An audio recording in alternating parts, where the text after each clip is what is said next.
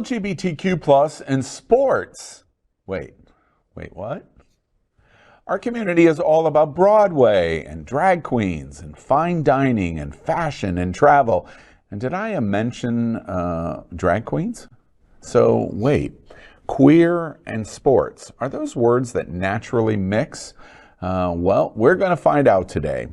Today's guest is Cyd Zeigler. He is a commentator and author in the field of sexuality and sports, world respected as the co-founder of 1999's Outsports.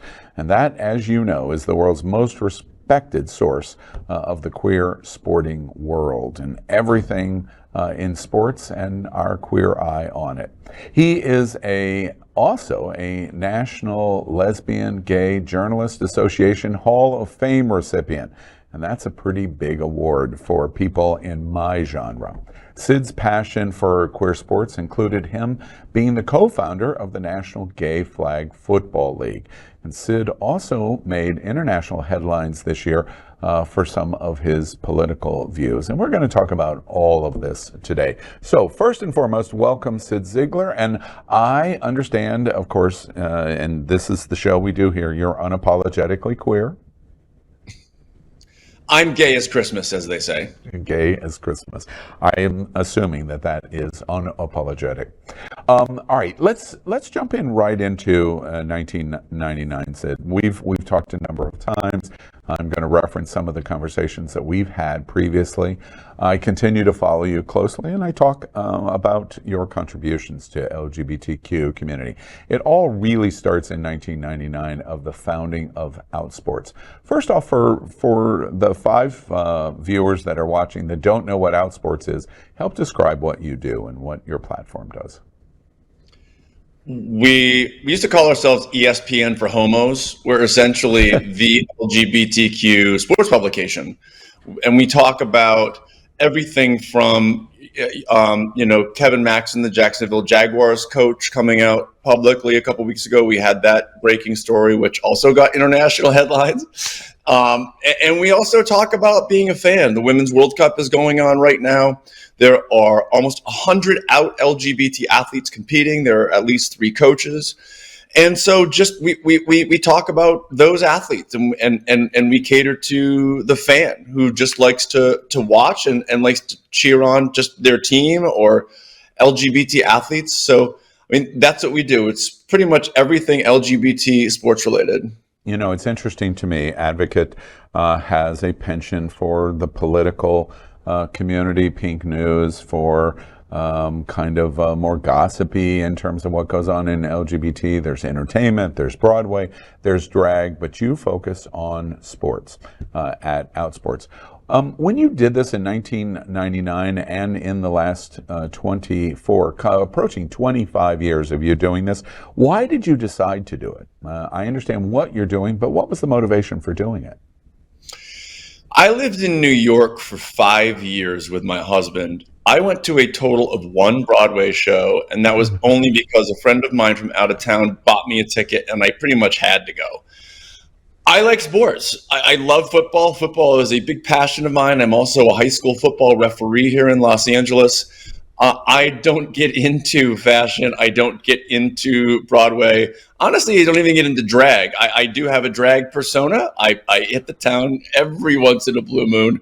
But, it's just not, I don't seek that for entertainment. Sports is a big part of my entertainment. And for Jim Basinski, the Outsports co-founder, and me, I was executive at Disney at the time. He was an editor at the LA Times. And we just started talking about, why is there nothing for gay sports fans? Because there's more than you realize. 30% of gay men and 40% of lesbians call themselves hardcore sports fans. So we knew that there was an audience, and as we just started writing about it, and we've met so many absolutely incredible LGBT people in sports.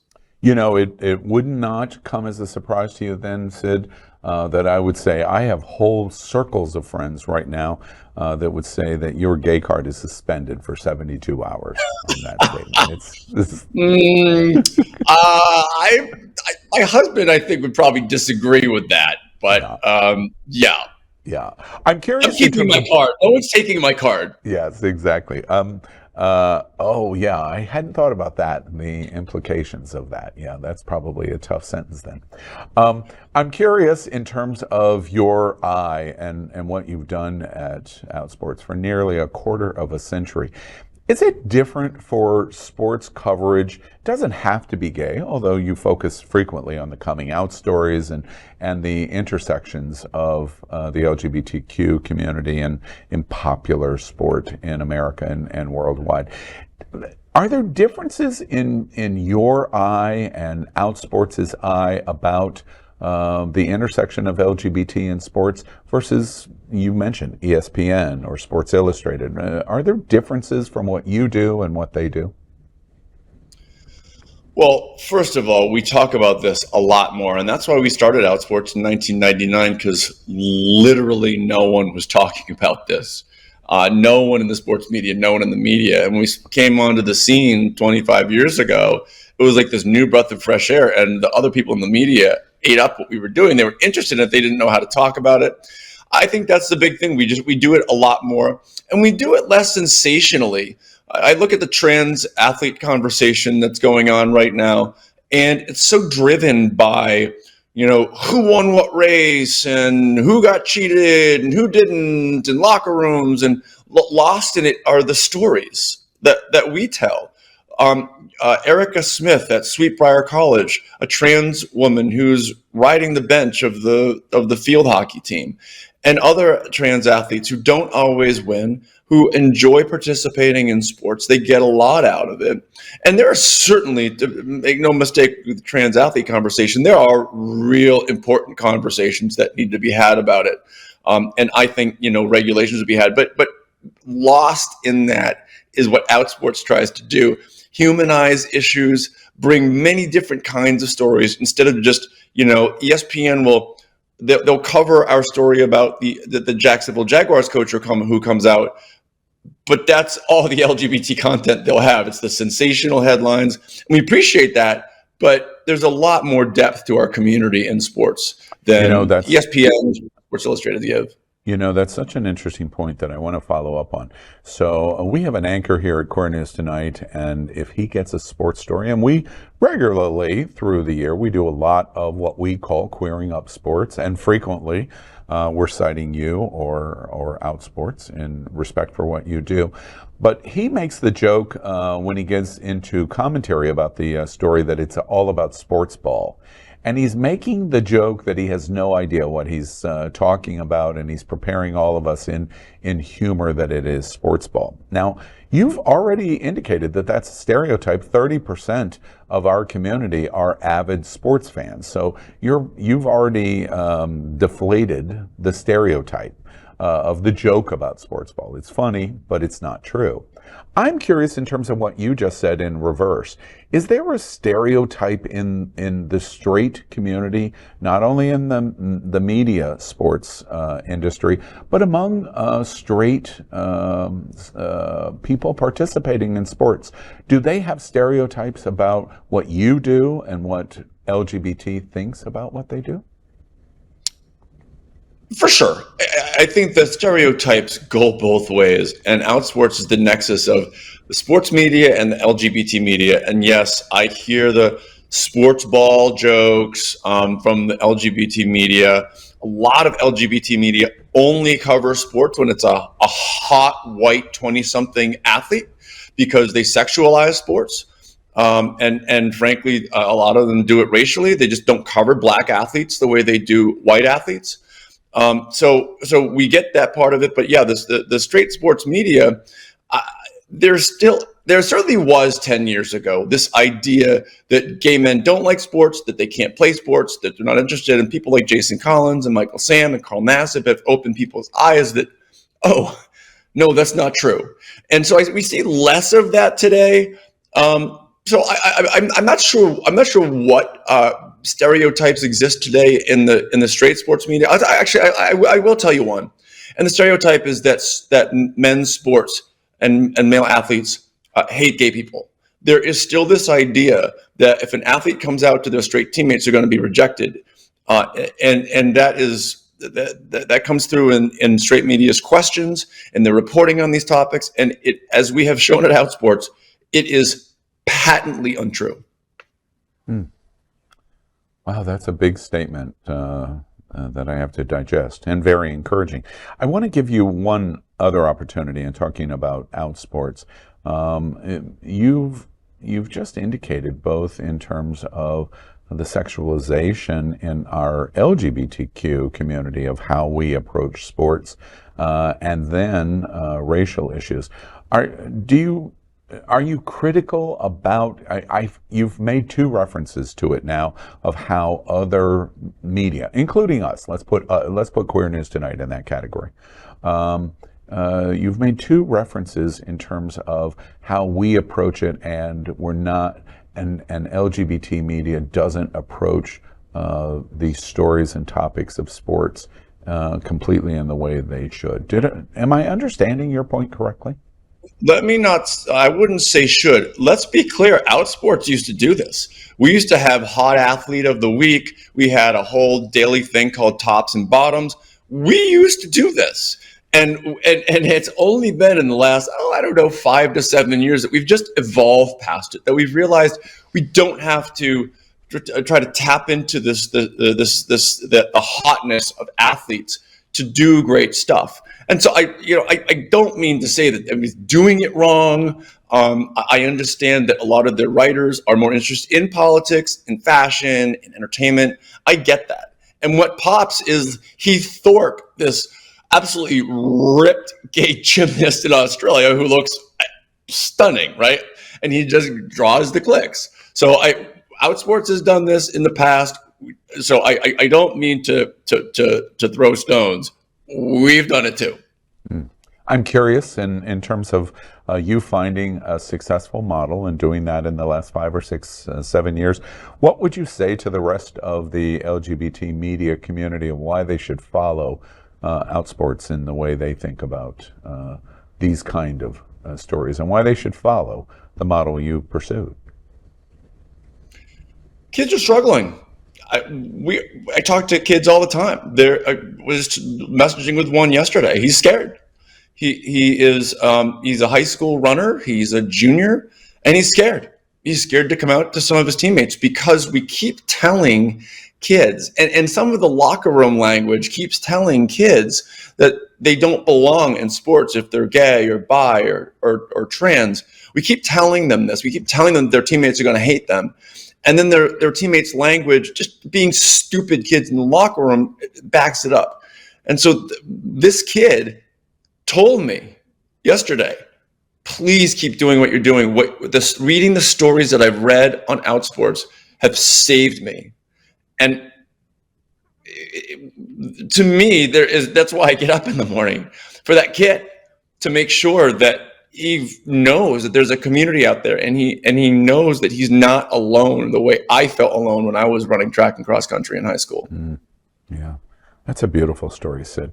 I want to talk about beyond Outsports.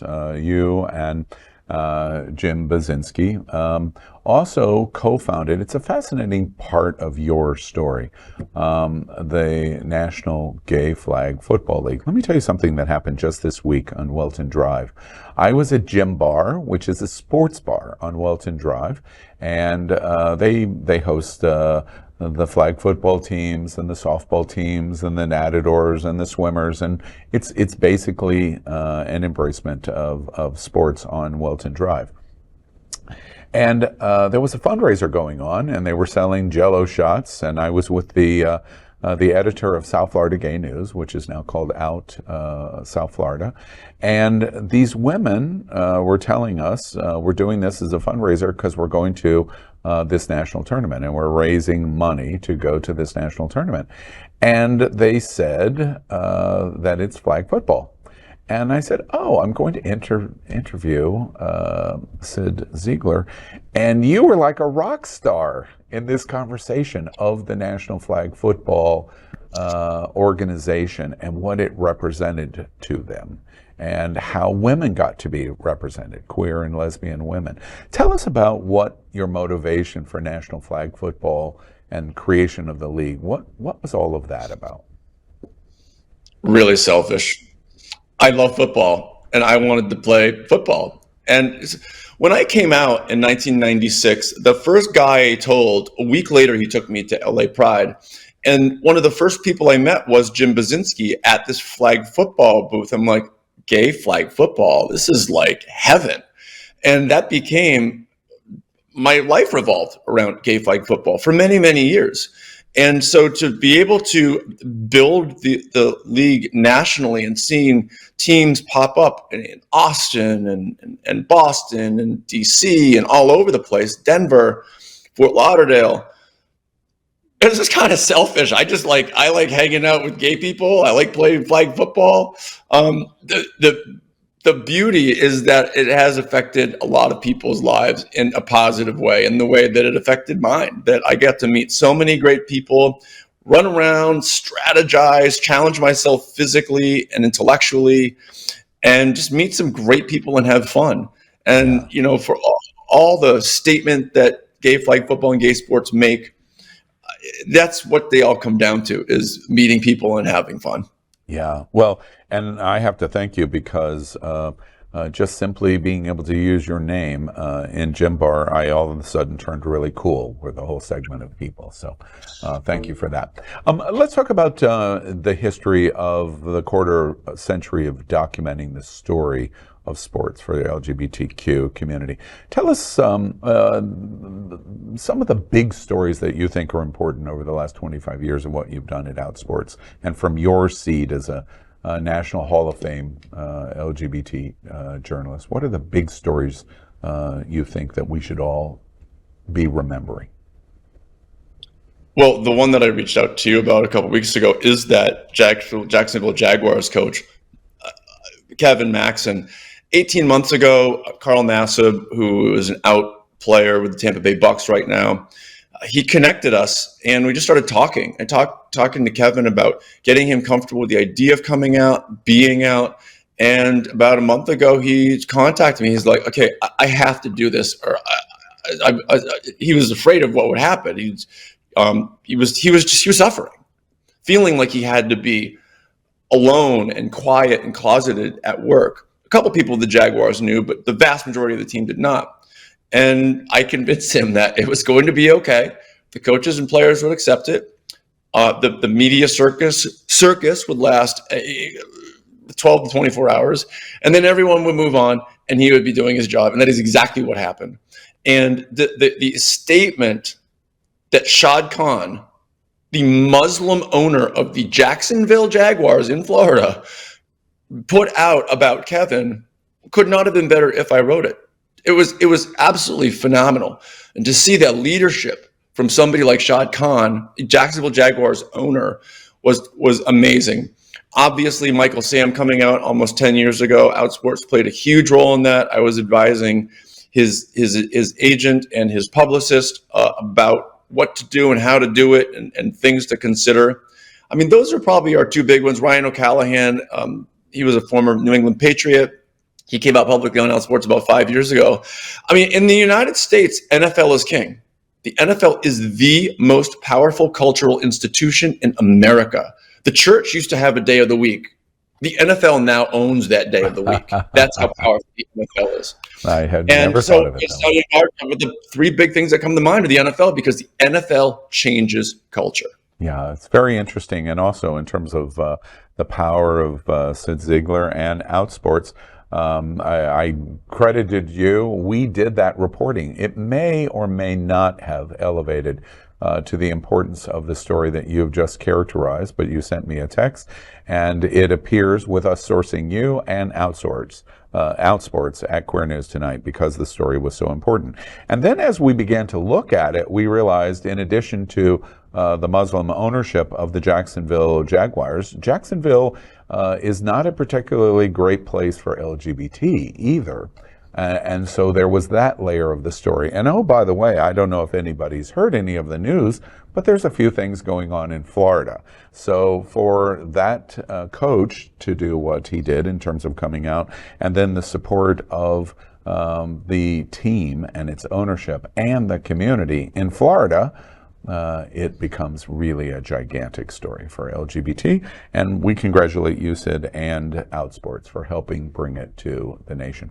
I want to talk about you writing books. You've written a couple of books, co-authored first Outsports Revolution, Truth and Myth in the World of Gay Sports. And then you were the author of a book called Fair Play, How LGBTQ Athletes Are Claiming Their Rightful Place in Sports.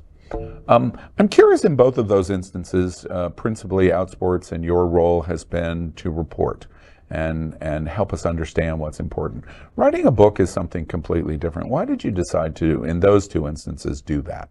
What was the need for you to express creativity in that way?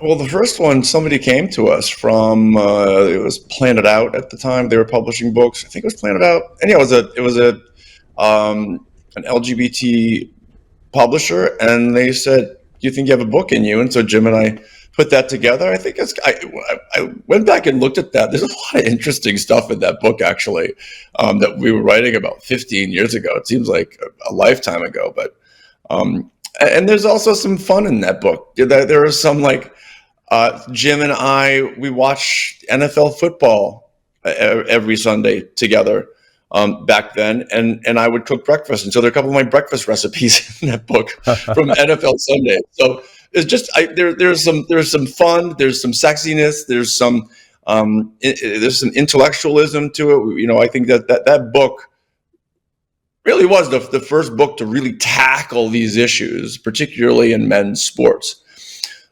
So there had been the front runner. There had been a couple that had tackled women's sports, but this one really tried to look at men's sports and gay men as fans. And the other one, I felt like I had a book in me, the Fair Play, and I had everything that I had seen and how the sports world had evolved. I just felt like it needed to be captured in a set of pages. The thoughts that I had about the locker room and the reality of acceptance in sports and the courage of transgender athletes. In that book, I called Fallon Fox, who was a trans MMA fighter, the bravest athlete in history. And I repeat that a lot on Twitter because it makes transphobes go absolutely insane. So, which is, I don't know, humorous for me to watch. But anyhow, I just I don't know, each time I felt I had a book in me. I really haven't. I wrote Ryan O'Callahan's autobiography. I wrote it for him, but I just really haven't felt I had one in me since. Yeah, well, and that was going to be my follow-up question: is do you have something else in the works, thinking about, or you're just you're resting on your laurels of the last quarter century? Al, I am loving learning how to DJ house music and tech house music, and that has really. I'm more interested in that than writing a book. Yeah, I understand you just played at San Diego Pride. That was. I'm imagining. It's not exactly like bringing in thousands of people and selling tickets. There are a couple of house parties, but it was a lot of fun. Okay. And I am going to Puerto Vallarta in a couple of weeks, spending at a house party there. I'm loving it. It's something that I used to work in music at Disney back in the 90s, and I've always. Who? I used to, yeah, right, exactly. Yeah. For Disney, this little company in Burbank, and Orlando. And Orlando. Anyhow, I've loved music. I've had it in my head for years to try this, and about 18 months ago, I said, "What am I waiting for?" Interesting story. It's the summer. One of the big things that Outsports does is it publishes its Power 100 list. Many of our viewers are familiar with Out 100 list. We talk about that frequently through the year. You publish the Out 100 list for Outsports, and you list for 2023 the 100 most powerful sports personas, either playing, behind the scenes, business, whatever it might be. The top three, let me just capitalize what Outsports has said. Number 3 is Laura Ricketts, which I did not know is the co-owner of the Chicago Cubs baseball team. Number 2, of course, everyone knows, is Megan Rapinoe. And number 1 is the 40-plus year partnership between Billie Jean King and Ilana Kloss. Tell me about Outsports Power 100, where it was initiated. What do you hope to accomplish by publishing it in the summer every year? Starting this year. Yeah, this is the first one. About a year ago, I just had this idea, and the hope was that at first we would have 40 names to include on the list, and by the time we ended, we had almost 250 names of out LGBT people in American sports who have power and influence. And we were stunned by that number. And so we wanted to, call it the Outsports Power 100, just that number 100, 100 people are out in major sports and have influence. And it's everything from coaches, league executives, team executives, players, members of the media.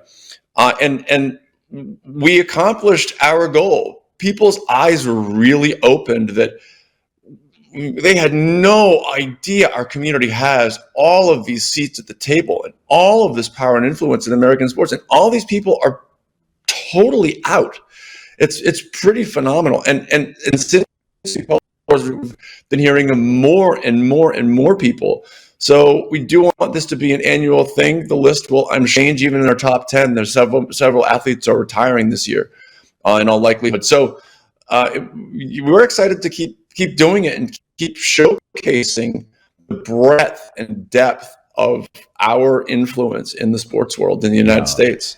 And a list like this helps draw attention to the value of our community and whatever the business segment is. Sports is business. So at the end of the day, the Outsports Power 100 is a reflection of the power and influence of the business of sports, whether you're a player, behind the scenes, owner, media, whatever it might be. One of the other things I want to talk about, Sid, of course, as you know, is your politics. You were in the news a lot this spring, early into the summer, and it had nothing to do with sports. I had reported on you or talked about Outsports stories multiple times at Queer News Tonight.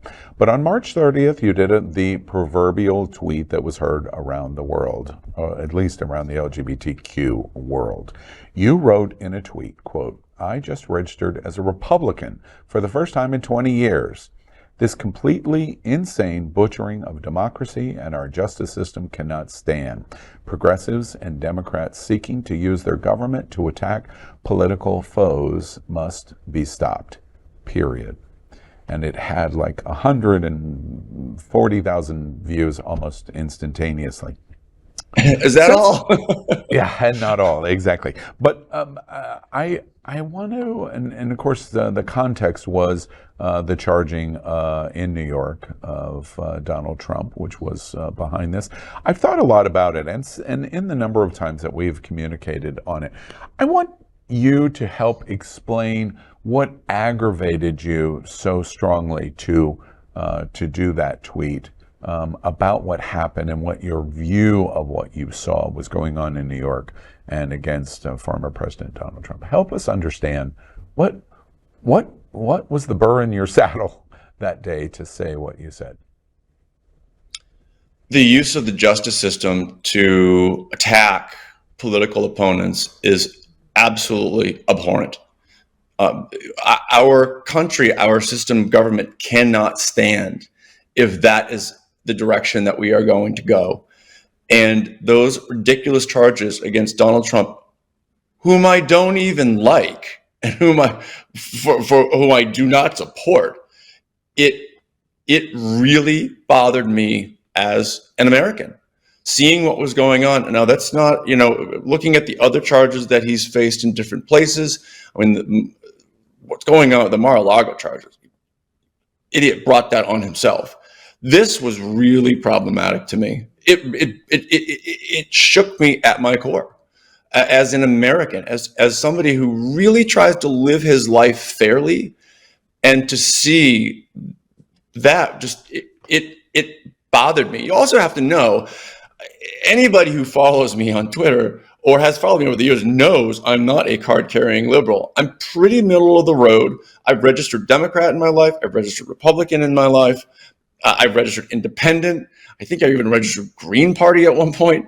So, I play fast and loose with my political affiliation, but that was it. I wanted to say something, and I wanted to say it really loudly, and I got my wish.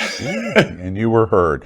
And really, that's what's the most interesting to me. And in a lot of reflection after this scenario, and we've talked about it a number of times, one of the things that I'm curious about is you blew a dog whistle that absolutely got a response, which is, I'm going to register Republican, and it's sounding protesty. I'm going to be a Republican in protest of what I'm watching. Now, whether that was a reasonable position or not, let's set all of that aside. I'm curious on the fact that when you did that Twitter post, were you aware, was there cognitive awareness of the shitstorm that you were getting ready to open? Did you know that at the moments that you were writing those words on Twitter? No, because again, on Twitter, and a couple of people wrote to me, they said they cannot believe that they were shocked by this because they hadn't been following me. They didn't realize, they hadn't seen all of the stuff that I've said. Again, I praise Democrats and I praise Republicans. And if you watch my feed, certainly during COVID, my political leanings were pretty obvious. I'm extremely pro-LGBT. I want to protect abortion rights. I'm extremely environmental, and I have a lot of conservative beliefs as well. So to me, it just was not that big shock that it was to some other people that somebody like me would even consider the Republican Party. I didn't see it coming because it just wasn't a big surprise to anybody in my life. Yeah, and I'm curious in that it was not a surprise to you and you didn't see it coming. Now, without getting into the details, I'm just curious in just complete summation of the moment of that Twitter, if you would have had the opportunity to do it over again, would you do it? I would have said it differently. I can have a hothead sometimes, and I can get over my skis a little bit. I can speak in hyperbole. I have a tendency to do that. And going back, I would say it differently, very differently. I also would have, that what ensued was me sharing something from Ron DeSantis. And I certainly wish that I had listened to my friends who told me that he was a bigger problem than I had realized. I wish I had educated myself better. People are like, well, how could you not know? I didn't even listen to my friends about it. Yeah. Because to me, it seemed like, let me help make sure that for viewers that are not aware, let me help characterize what Sid is talking about. And I've referred to this before. Basically, you doubled down later in that same day, and you invoked what I always joke is Harry Potter's "He Who Shall Not Be Named." I'm in Florida, and we're in full fight with even undemocratic, I think is a reasonable argument, even to the point of fascist kinds of things that we're seeing from Governor Ron DeSantis. And in your tweet on March 30, you said, I'm showing it here, quote, "The weaponization of the legal system to advance a political agenda turns the rule of law on its head. It is un-American. The Soros-backed Manhattan district attorney has consistently bent the law to downgrade felonies and to excuse criminal misconduct," end quote. And then in the tweet, you added, "Thank you at Governor Ron DeSantis for speaking up about this. It's not about politics for fair-minded Americans. This is anti-American. Thank you, Governor." Oh boy. When you said that, it's one thing and we're not, no desire, and I know you don't either, to litigate any of these moments. I'm more curious about the moments and then the reaction to the moments. So we don't need to litigate Donald Trump. But when you came in and did the thank you of Ron DeSantis, you said you didn't listen to your friends. I'm curious, with the level of public and media and written word experience that you've had in a quarter of a century at Outsports, why didn't any of those things implement for you, where you go, I'm not only not listening to my friends, I'm not listening to my own inner journalist judgment? Why didn't you do that? Well, for starters, I agree with his tweet. He's right. What he said was correct, and I agree with everything that he wrote in that tweet. You have to consider, you call Ron DeSantis he who shall not be named. For me, living in California, Gavin Newsom is he who shall not be named. One of the most damaging, horrific politicians of my lifetime. He's awful, ruining this state that I have loved since I moved here when I was 18, ruining it. People fleeing California, going to Florida. So, I understand that I screwed up, and why wasn't I? I think that's a big part of it, that I live 3,000 miles away. I also know that, some of the things that DeSantis has done over time have felt like policy disputes, issues that I don't agree with him necessarily. What I failed to recognize was how earlier this year that had gone from, a couple of policy disputes here and there about education and whatnot, to full-blown targeting of the community. And I don't know what to tell you. I missed it. How do I explain it? I don't know. I'm sure my friends who told me, you better rethink this. I'm sure they will tell you that, what I think they didn't do, and what I hadn't seen the headlines, I hadn't seen the news. What was coming through to me was, here's another Republican who's suddenly the most racist, homophobic, sexist person on the face of the earth, which is what happens to Republican frontrunners every time. What I didn't realize how true that homophobic part was. I just didn't. And when I did, I don't back down easy. I don't, being LGBT in sports, you have to have a pretty strong backbone. I backed down because I was wrong. And if I didn't honestly think that I was wrong, I wouldn't have backed down. But I did. And I'm glad I did, because over the last several months, he's become, it's bizarre how deeply anti-LGBT he and his rhetoric and his policies have become. I mean, anti-American, anti-First Amendment. I mean, it's nuts. And I'm glad that I realized this in early April, before he completely lost his mind. But Sid, it's interesting to me, and it's one of the reasons why I think your story is so interesting. I don't agree with you on your position on Trump in New York, and of course this all predated all of the other charges that we have seen of Trump, and likely more to come. But setting that aside, I for sure did not agree with you in terms of your observations on Ron DeSantis, and had a different point of view. What surprised me in the story that most people will not know, and I've said this publicly a number of times, is you reached out to me, and that initiated conversation of me, I think, pretty clearly saying, Sid, this is what's going on in Florida, and I don't think you understand it. And it was something interesting happened for me that I do want to shine light on, which is the possibility of not being so entrenched in position that you die on the Hill. And clearly, in what happened there, you went on what in journalists call the apology tour, and talked about it over and over and over of the mistakes. What I think is super interesting about that, and one of the reasons why I absolutely wanted to talk to you on Queer News Tonight and Unapologetically Queer, is the reaction that we had in community. The Advocate, the Los Angeles Blade, had stories and op-eds that were eviscerating. Eviscerating. And what's interesting to me is in our own community, are we not able to make a mistake, apologize and acknowledge the mistake, and try to find a process to move forward?